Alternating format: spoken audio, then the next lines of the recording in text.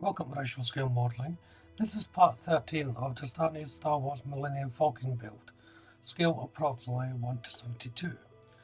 In the previous build, I made up the frame components and the landing access ramp as well.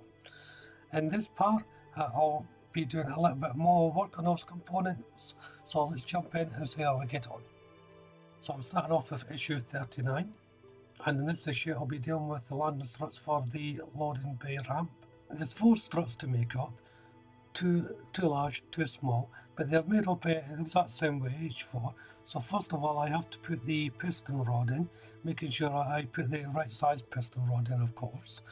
Now the outer bracket for this, or housing for this piston rod, has to be a little bit cemented before I can place it on.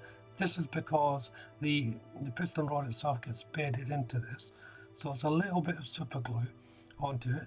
At this stage you don't have to worry about whether they're facing left or right, because there is in fact a left or right. They do have free movement at this stage, so I can just place them on. And once it's in, I'll just check for movement, make sure it is actually going up and down. This is important, you want the free action so the ramp can actually come up and down. Next, there is a tiny little location pin that I have to make a bracket into. So first of all, this goes into its housing on the end of the main piston unit. I've just added a bit of tape to hold it down onto the mat before placing the outer part of the bracket on. As I said, this is absolutely minuscule, this part, so you have to be quite careful. I will say some of them as well didn't fit too well, they just fell right off. They are meant to just push right in and stay that way, and once they're there, that's it. 2 of them, that wasn't the case. The actual opening for them was too large, so in the end I had to risk a little bit of super glue on these brackets so they wouldn't fall off. And of course this could be a problem because these really have to be free moving.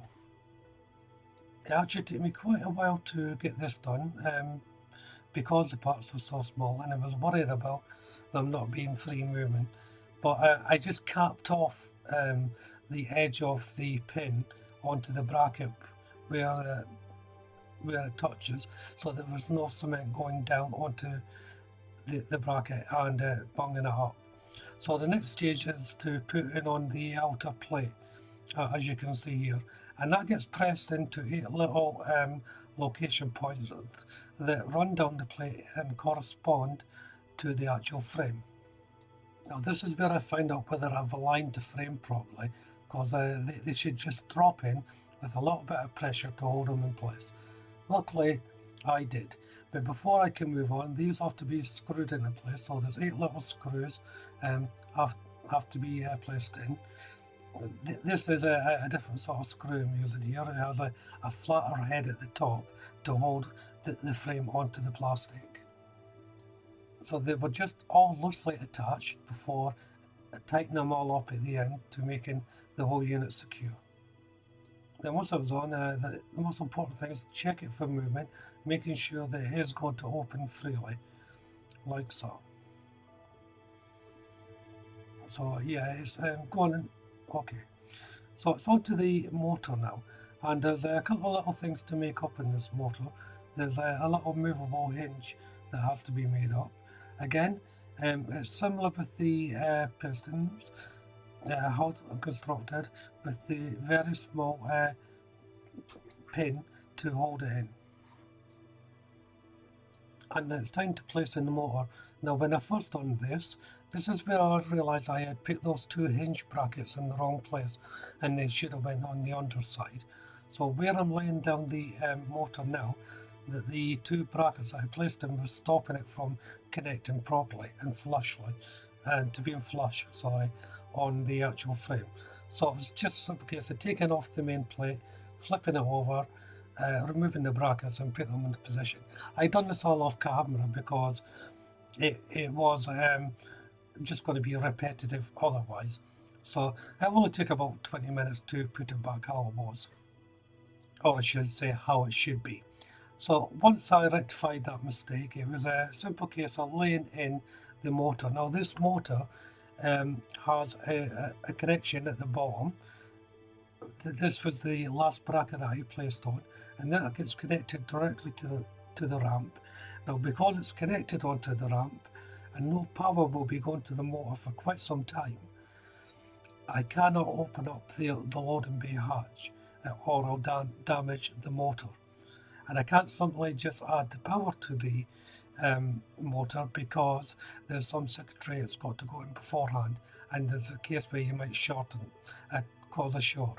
So it's difficult, but it's more important to get this all lined up properly in the first go.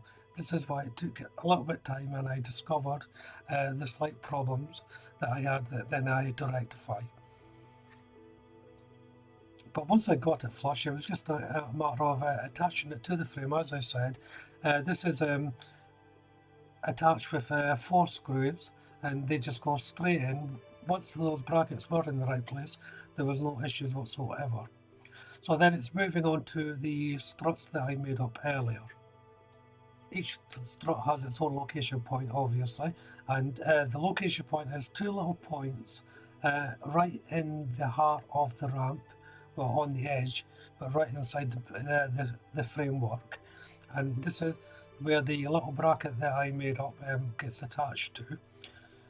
This is the point as well where I have to make sure that the struts are facing the right way.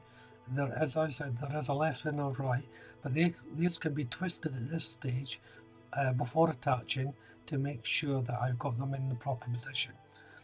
Once I've got them in the position, I can then use the screws to attach the outer part of the strut to the actual frame. So I quite like the strut design here. It's relatively simple, although it is difficult with the tiny parts as well. But if you build something like a biplane, for instance, you'll be used to these small parts if someone ever does this kit.